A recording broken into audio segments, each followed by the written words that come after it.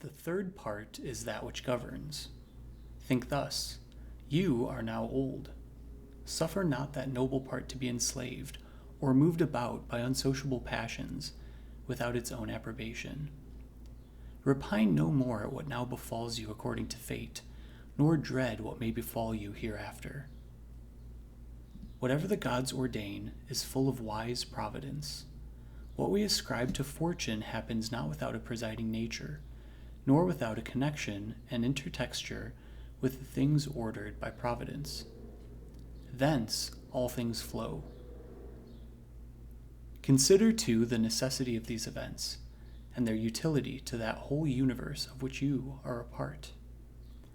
In every regular structure that must always be a good to a part, which the nature of the whole requires, and which tends to preserve it. Now the universe is preserved, as by the changes of the elements, so by the changes of the complex forms. Let these thoughts suffice. Let them be your maxims, laying aside that thirst after multitudes of books, that you may die without repining, meek and well satisfied, and sincerely grateful to the gods. Remember how long you have put off these things, and how often you have neglected to use the opportunities offered you by the gods. It is high time to understand what sort of whole you are a part of, and who that president in the universe is, from whom you flowed, as a small stream from a great fountain. There is a certain time appointed for you, which, if you don't employ in making all calm and serene within you, it will pass away, and you along with it, and never more return.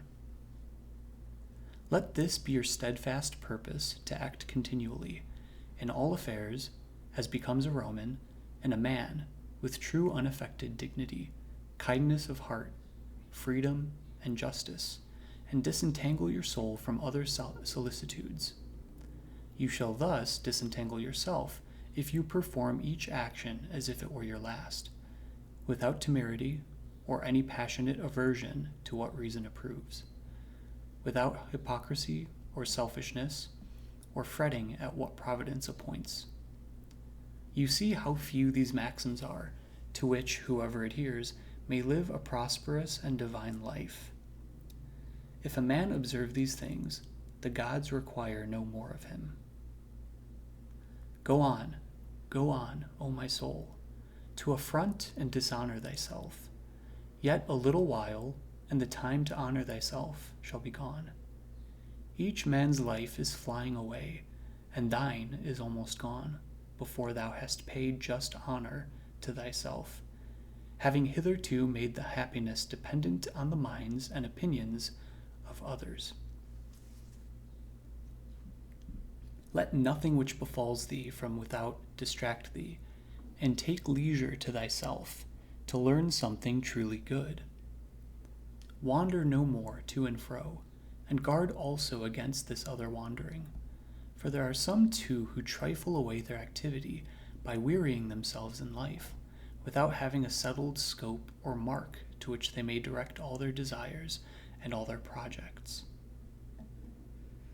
Seldom are any found unhappy for not observing the motions and intentions in the souls of others, but such as observe not well the motions of their own souls or their affections must necessarily be unhappy. Remember these things always, what the nature of the universe is, what thine own nature, and how related to the universe, what sort of part thou art, and of what sort of whole, and that no man can hinder thee to act and speak what is agreeable to that whole, of which thou art a part. Theophrastus, as becomes a philosopher, says justly, that in comparing crimes together, for in a popular style they may be compared, these are greater, which men are incited to, by lust or desire of pleasure, than those which flow from anger.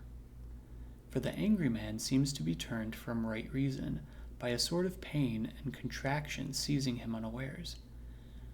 But he who sins from lust, conquered by pleasure, seems more dissolute, weak, and effeminate in his vices. He says justly, and as becomes the dignity of a philosopher that the crime committed for pleasure deserves a higher censure than that committed from the impulse of pain. One in the latter case seems like a person who is forced into anger by injuries first received, but one in the former, like him who first injures another, at the instigation of some lust of pleasure. Undertake each action as one aware he may next moment depart out of life. To depart from men, if there be really gods, can have nothing terrible in it. The gods will involve you in no evil. If there are no gods, or if they have no regard to human affairs, why should I desire to live in a world without gods, and without providence? But gods there are, undoubtedly, and they regard human affairs, and have put it wholly in our power that we should not fall into what is truly evil. Were there any real evil in other things, they would have also put it in the power of man to have avoided them altogether. But how can that which makes not one a worse man be said to make a man's life worse? And it could neither be from any ignorance or want of power to prevent or rectify them, when it knew them, that the nature presiding in the whole has overlooked such things. We cannot ascribe such gross misconduct to it, either from want of power or want of skill, as that good and evil should happen confusedly and promiscuously, both to good and bad men. Now death and life, glory and reproach, pain and pleasure, riches and poverty, all these happen promiscuously to the good and bad. But as they are neither honorable nor shameful, they are therefore neither good nor evil. 'Tis the office of our rational power to apprehend how swiftly all things vanish, how the corporeal forms are swallowed up in the material world, and the memory of them in the tide of ages. Such are all sensible things, especially those which ensnare us by pleasure, or terrify us by pain, or are celebrated with such vanity. How mean, how despicable, how sordid, how perishable, how dead are they? What sort of creatures are they whose voices bestow renown? What is it to die? Would one consider it alone, and by close thoughts strip it of those horrible masks with which it is dressed? Would he not see it to be a work of nature and nothing else? He must be a child who dreads what is natural. Nay, it is not only a work of nature, but useful to nature. Our rational power should apprehend too how a man is related to God, and by what part, and in what state this part shall be when it returns to him again. Nothing is more miserable, says one, than he who ranges all over all things, and dives even into things below the earth, and strives by conjectures to discover what is in the souls of others around him, and yet is not sensible of this, that 'tis sufficient for a man to dwell and converse with that divinity which is within him, and pay it the genuine worship. It is then worshipped and honored when it is kept pure from every passion and folly, and from repining at anything done by gods or men. Whatever is done by the gods is venerable for his excellence.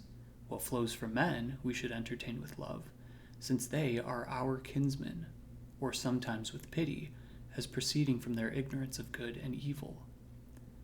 They are not less pitiably maimed by this defect, this blindness, than by that which hinders them to distinguish between black and white. If thou shouldst live 3,000 years, or as many myriads, yet remember this, that no man loses any other life than that he now lives, and that he now lives no other life than what he is parting with, every instant. The longest life, and the shortest, come to one effect. Since the present time is equal to all, what is lost or parted with is equal to all. And for the same reason, what is parted with is only a moment. No man at death parts with or is deprived of what is either past or future. For how can one take from a man what he hath not? We should also remember these things first, that all things which have happened in the continued revolutions from eternity are of the same kind with what we behold. And 'tis of little consequence whether a man beholds the same things for 100 years or an infinite duration. Again, that the longest and the shortest lives have an equal loss at death. The present moment is all which is either deprived of, since that is all he has. A man cannot part with what he has not. All depends upon opinion. The sayings of Menimus make evident. The usefulness of his sayings appear if one attend to his pleasantries as far as truth confirms them. The soul affronts itself when it becomes, as far as it can, an abscess or wen in the universe. Fretting at what happens is making itself an abscess from that nature which contains all other parts. Again, when it has aversion to any man and opposes him with intention to hurt him, as wrathful men do. And thirdly, it affronts itself when conquered by pleasure or pain. Fourthly, when it does or says anything hypocritically, feignedly, or falsely. Fifthly, when it does not direct to some proper end all its desires and actions, but it exerts them inconsiderately without understanding. Whereas even the smallest things should be referred to the end. Now the end of rational beings should be this, to follow the reason and law of their most ancient and venerable city or country.